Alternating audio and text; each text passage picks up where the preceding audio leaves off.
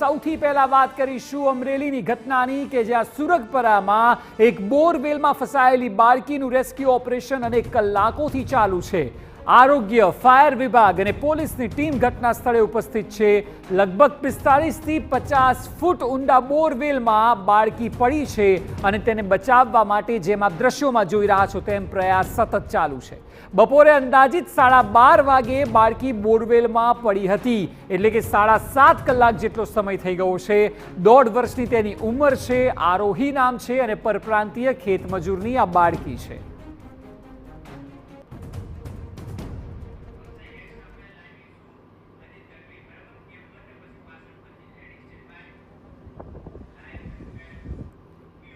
તો આ વિષય પર વધુ માહિતી આપી રહ્યા છે સંવાદદાતા અજીત ગઢવી। અજીત સાથે વાત કરીશું। અજીત, આ 7.5 કલાક જેટલો સમય થઈ ગયો છે, હાલ આપ લેટેસ્ટ અપડેટ આપો કે ત્યાં શું કાર્યવાહી થઈ રહી છે, કેટલા લોકો બચાવ કામગીરીમાં જોતરાયા છે અને શું અપડેટ છે? અક્ષય, વાત કરવામાં આવે તો અમરેલી જિલ્લાના લાઠી તાલુકાના સુરગપુર ગામ છે, અમરેલી જિલ્લાનું છેલ્લું ગામ છે સુરગપુર। ત્યાં અત્યારે અમે ઊભા છીએ, આપ જોઈ શકો છો આરોહી નામની એક બાળકી છે, તેને બચાવવા માટેના અથાગ પ્રયત્ન એવું કહી શકાય કે છેલ્લા 8 કલાકથી સતત પ્રયત્ન થઈ રહ્યા છે કે કોઈ પણ સંજોગોએ જે આ બોરવેલની અંદર એક જે બાળકી અંદર જે છે તેને કેવી રીતે જીવિત બચાવી શકાય। વાત રહી અત્યારે વહીવટી તંત્રની, તો વહીવટી તંત્ર દ્વારા સતત પ્રયત્ન કરવામાં આવી રહ્યા છે। ફાયર બ્રિગેડના ઉચ્ચ અધિકારીઓ કે જે આ પ્રકારના ઓપરેશનમાં નિષ્ણાંત હોય છે, આપ જોઈ શકો છો અક્ષય, હું બતાવીશ કે અત્યારે થોડી મિનિટો પહેલાં જ એક આશા ઊભી થઈ હતી, કારણ કે જે અત્યારે જોઈ રહ્યા છો જે ફાયર બ્રિગેડના જે નિષ્ણાંત જે કર્મચારીઓ છે તે પ્રયત્ન કરી રહ્યા છે। અંદર એક રોબોટ ઉતારવામાં આવ્યો છે અને થોડી મિનિટો પહેલાં જે બાળકીનું માથું છે, જે આરોહી અત્યારે એવું જે અધિકારી છે તેવું કહી રહ્યા છે કે ઓક્સિજન અત્યારે અપાઈ રહ્યો છે, આરોહી છે તેનો આ શ્વાસ અંદર શરૂ છે તેવી પૂરી શક્યતાઓ છે। થોડી મિનિટો પહેલા જે આરોહીનું માથું છે તે પકડાઈ ગયું હતું રોબોટમાં અને એક એવી આશા ઊભી થઈ હતી કે તેને જીવિત કે બહાર કાઢી શકાશે, પરંતુ હાલમાં જે એનું જે માથું હતું તે છટકી ગયું છે અને ફરીવાર રોબોટ પર અત્યારે થ્રો કરવામાં આવી રહ્યા છે સરિયા દ્વારા કે રોબોટ ફરીવાર છે તે માથું પકડી લે। અત્યારે તમામ લોકો પ્રયત્ન કરી રહ્યા છે, તમામ લોકો પ્રાર્થના કરી રહ્યા છે। હું સામે બતાવીશ, તેના પરિવારજનો તેમની માતા અને રુદન કરી સાથે બેઠા છે, રાહ જોઈ રહ્યા છે કે અંદર જે આરોહી છે જે શ્વાસ લઈ રહી છે, જે જીવન મરણ સાથે એવું કહી શકાય કે લડી રહી છે, તેના માટે આશ લગાવીને તેની માને સામે દ્રશ્યમાન થઈ રહ્યા છે કે તેને જીવિત હમણાં થોડી મિનિટોની અંદર બહાર નીકળશે તેવી આશ સાથે અનેક કર્મચારીઓ, અધિકારીઓ, ફાયર વિભાગના ઉચ્ચ અધિકારીઓ અત્યારે પ્રયત્ન છે રેસ્ક્યુની અંદર જોડાયા છે અને એક એવી આશા છે કે કોઈપણ સંજોગોએ આ જે આરોહી છે 1.5 વર્ષની, તેના શ્વાસ છે તે જીવિત રહે, તે શ્વાસ શરૂ રહે, કેવી રીતે બચાવી શકાય। અહીંયા એક 108ની એમ્બ્યુલન્સ, એના જે એની પેટી કહી શકાય, તમામ મેડિસિનથી લઈને તમામ વ્યવસ્થા કરી દેવામાં આવી છે। જો ઈશ્વર કરે અને જીવિત બહાર નીકળી જાય અને જીવન મરણ વચ્ચે ઝોલા ખાતી જે આ બાળકી છે તેને બચાવવા માટે 108 પણ બાજુમાં જ માત્ર 20 ફૂટના અંતરે મૂકી દેવામાં આવી છે। તેને તાત્કાલિક કેવી રીતે ઝડપી રીતે બચાવી શકાય તેના માટેના તમામ પ્રયત્ન છે। જે અમરેલી જિલ્લાનું વહીવટી તંત્ર છે તે ખડે પગે છે।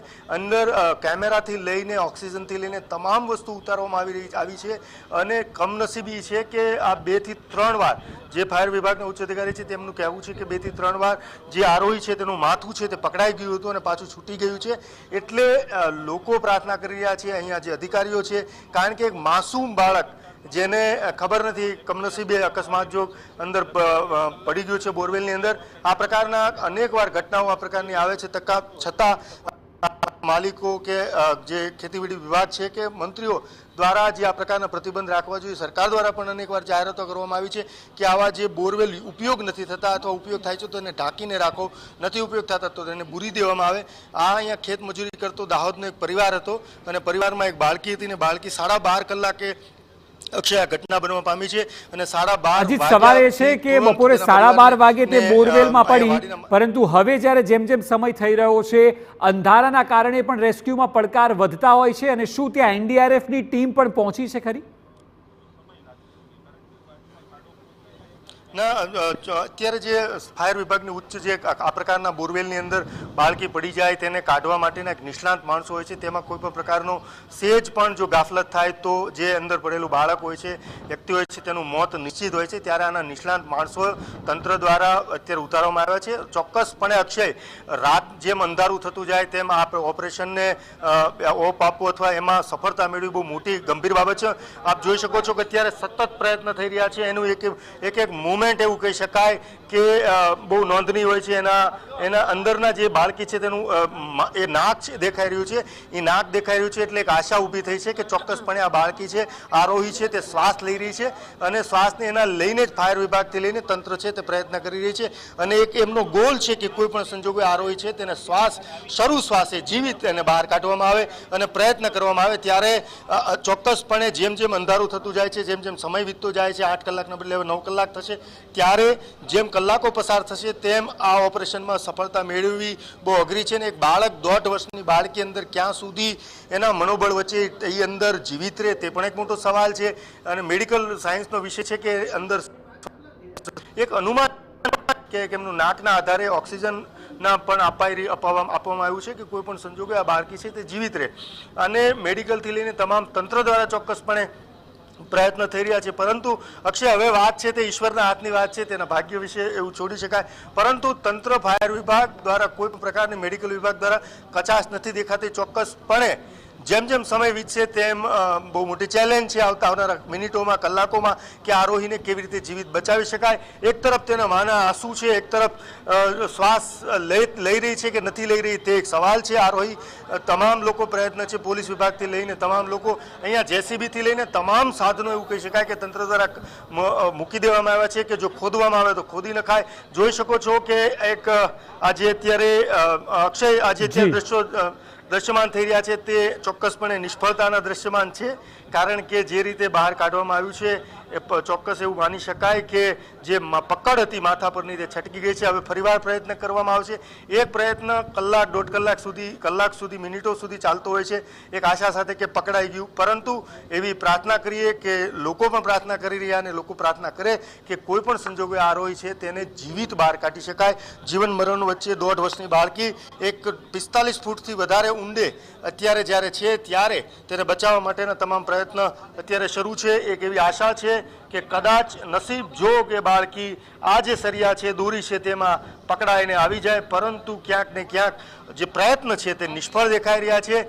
હવે ઈશ્વરની કૃપા થાય આ લોકોની પ્રયત્ન. જો આપ જોઈ શકો છો સરિયો છે તે બહાર નીકળી ગયો છે અને ચોક્કસપણે નિષ્ફળતા મળી છે. અક્ષય, હવે ફરીવાર તાજા દ્રશ્યો જે જોઈ રહ્યા છો કે અત્યારે બહાર કાઢવા માટે કેમેરાથી લઈને ઓક્સિજન પણ બહાર કાઢવામાં આવી રહ્યા છે કે જે એક પ્રયત્ન છે તે નિષ્ફળ ગયો છે.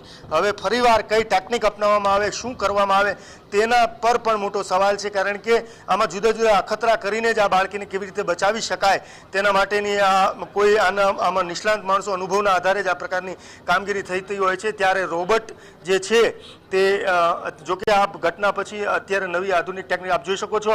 આ પ્રકારની આખી સિસ્ટમ અંદર ઉતારવામાં આવી હતી અને આ કેમેરાથી લઈને જો આ જે જોઈ શકો છો તેમાં બાળકીનું માથું પકડાઈ ગયું હતું, પરંતુ કમનસીબે છટકી ગયું છે. ફરીવાર આરોહી અંદર એકલી છે, 45 ફૂટ નીચે એકલી છે. એમની માનું રુદન છે, તેના પરિવારનું રુદન છે અને તંત્ર પણ ફરીવાર એક નિરાશા.